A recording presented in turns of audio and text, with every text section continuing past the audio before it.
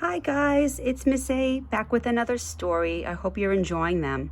This is called Ruthie Bair. Do not go to bed with wringing wet hair.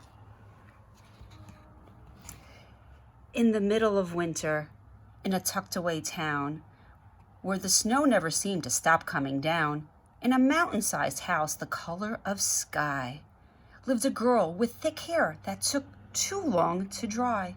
Her mother would plead, "Ruthie Bair, when you finish your bath, please dry your hair."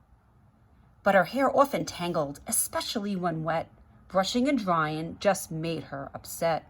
Ruthie preferred to leave it alone and let her thick hair dry out on its own. Something happened one morning that caused her to frown. A grove of white mushrooms sprung up from her crown. "What is this?" she screeched, so full of dismay.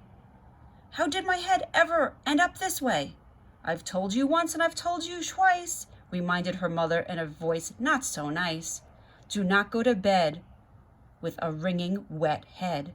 Use a brush, a comb, and a dryer instead. Now, try not to pout, and I'll pull them all out." She's got mushrooms coming out of her head. Oh boy. But later that morning, the mushrooms grew back, and along with the white, there were yellow and black.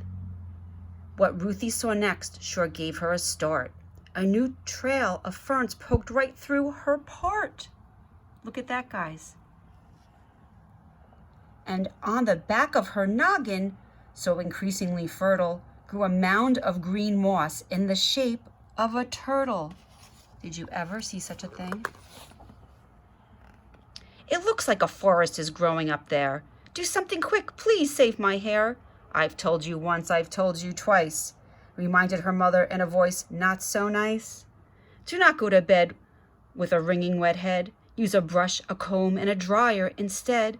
Now wipe off your tears, and I'll get my shears." Ooh, do you guys know what shears are? We're gonna find out.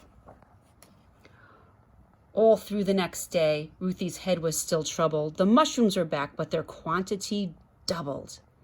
The feathery ferns, they too reappeared, not just in her part, but behind her left ear. Ruthie peeked in the mirror and let out a yelp.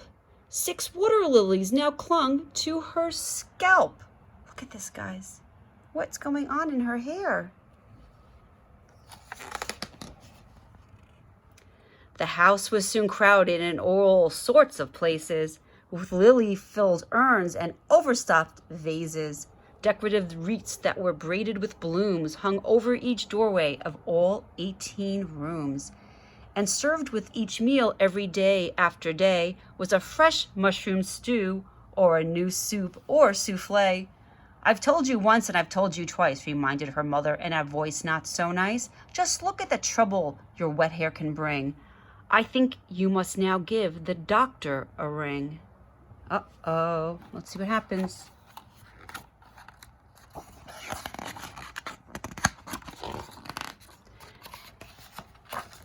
She came with her ointments, her potions, and nurse, but the doctor seemed only to make matters worse.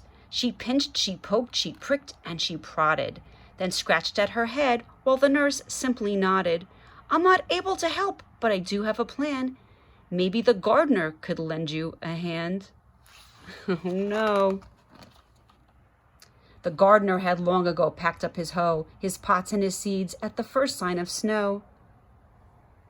Then he said with regret while he studied her head, "In all my experience with planting and sowing, I only know how to get plants to keep growing.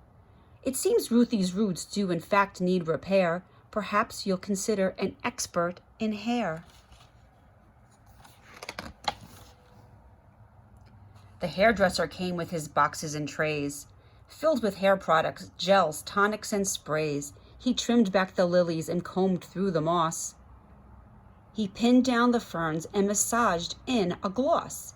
Then he sprayed and he teased, he ironed and creamed, but the moss just looked thicker and the mushrooms now gleamed. The hairdresser confessed, hands covered in goo, "I've never seen anything quite like this do." Haha. Like a hairdo, right guys? With the doctor, the nurse, the hairdresser too, Ruthie's mom and the gardener discussed what to do.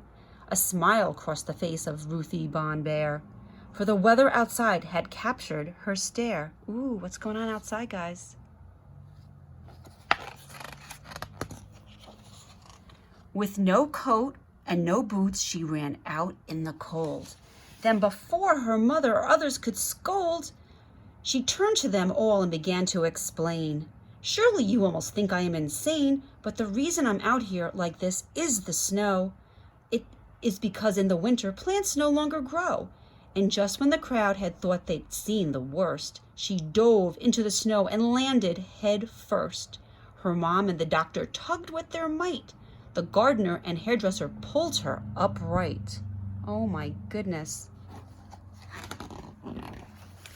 The nurse wrapped her shoulders in a long woolly coat and fastened a muffler around Ruthie's throat. Covered in snow from her crown to her chin, with dripping wet hair and goose-pimpled skin, Ruthie shivered, she jittered, she shuddered, and... Sorry, guys. Suddenly noticed as she felt with her hand that when she returned to the house's front stoop, the plants on her head had all started to droop. The lilies had wilted and withered away. The mushrooms were shriveled, their new color now gray.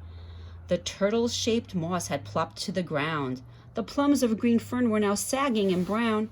There was barely enough for a miniature wreath, and Ruthie declared through her chattering teeth, I do prefer having my old plant-free head. I'll take care of my hair before I go to bed.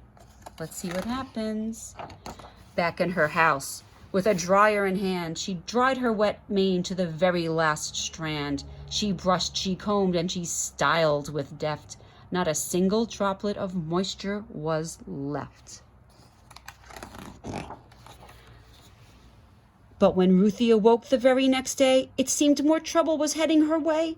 An over-dried scalp plagued Ruthie Bair. Now a flowering cactus poked through her hair. Oh no, that's not fair.